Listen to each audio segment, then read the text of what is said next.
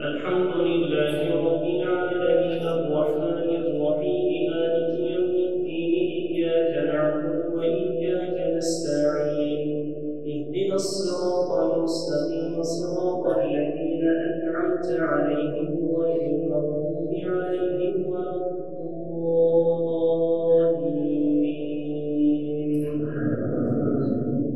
إنا كذلك نجزي المحسنين إن هذا لهو البلاء المبين وفديناه بذبح عظيم وتركنا عليه في الآخرين سلام على إبراهيم كذلك نجزي المحسنين إنه من عبادنا المؤمنين وبشرناه بإسحاق نبيا من الصالحين وباركنا عليه وعلى إسحاق ومن ذريتهما محسن وظالم لنفسه مبين يقول أئنك لمن المصدقين أئذا متنا وكنا ترابا وعظاما أئنا لمدينون قال هل أنتم مطلعون فاطلع فرآه في سواء الجحيم قال تالله إن كدت لتردين ولولا نعمة ربي لكنت من المحضرين أفما نحن بميتين إلا موتتنا الأولى وما نحن بمعذبين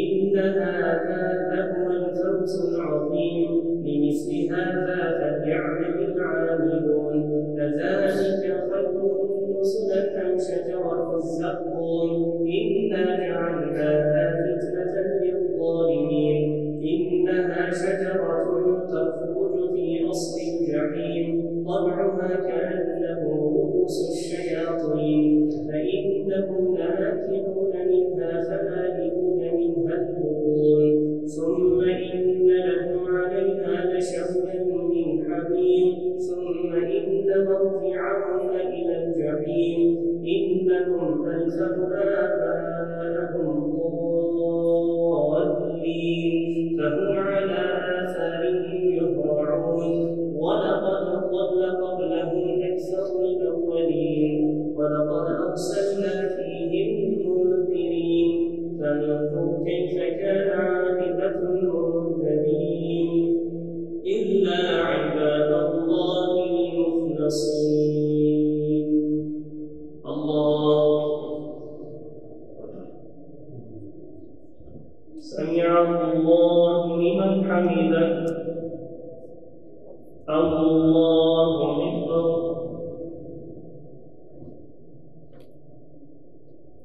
الله أكبر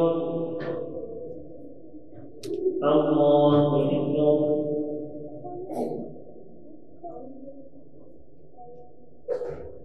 الله أكبر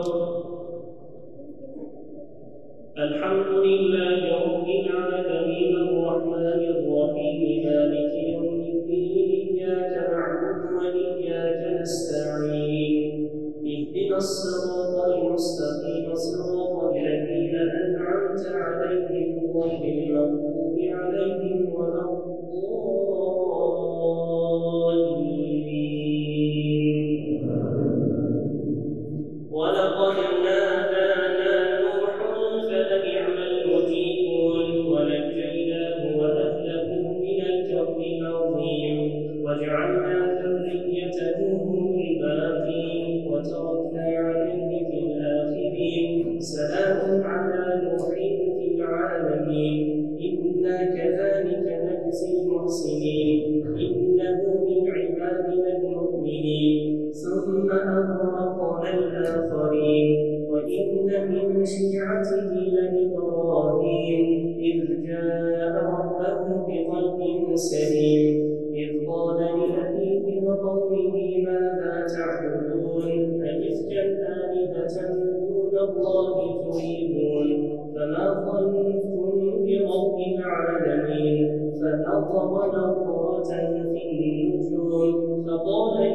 سقيم فتولوا عنه مدبرين فراغ إلى آلهتهم فقال ألا تأكلون ما لكم لا تنطقون فراغ عليهم ضربا باليمين فأقبلوا إليه يزفون قال أتعبدون ما تنحتون والله خلقكم وما تعملون قالوا ابنوا له بنيانا فألقوه في الجحيم فأرادوا به كيدا فجعلناهم الأسفلين فقال إني ذاهب إلى ربي سيهدين رب هب لي من الصالحين فبشرناه بغلام حليم فلما بلغ معه السعي قال يا بني إني أرى في المنام أني أذبحك فانظر ماذا ترى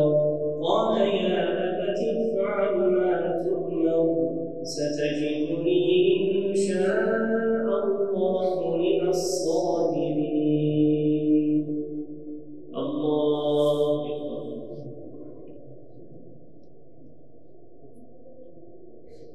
سمع الله لمن حمده الله أكبر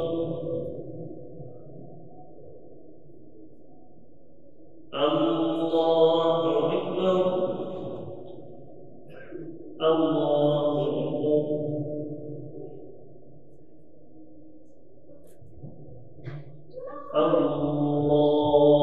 أكبر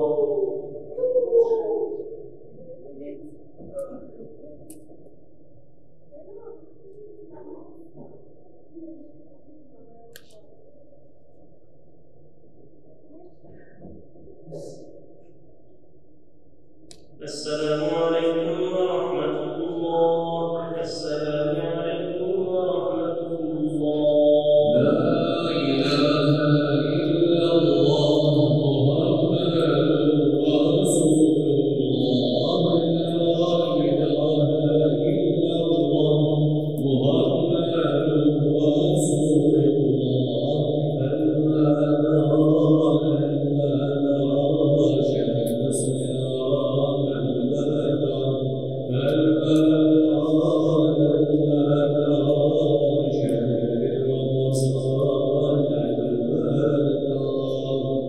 Filistinliyim ama Katar'dan geldim.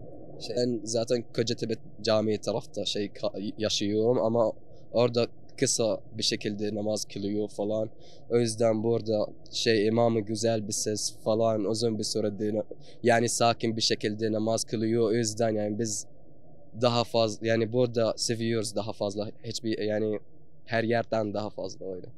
Ben Kocatepe tarafta zaten yaşıyorum ama uzun mesafe sadece bu cami için geldim arkadaşlarımla.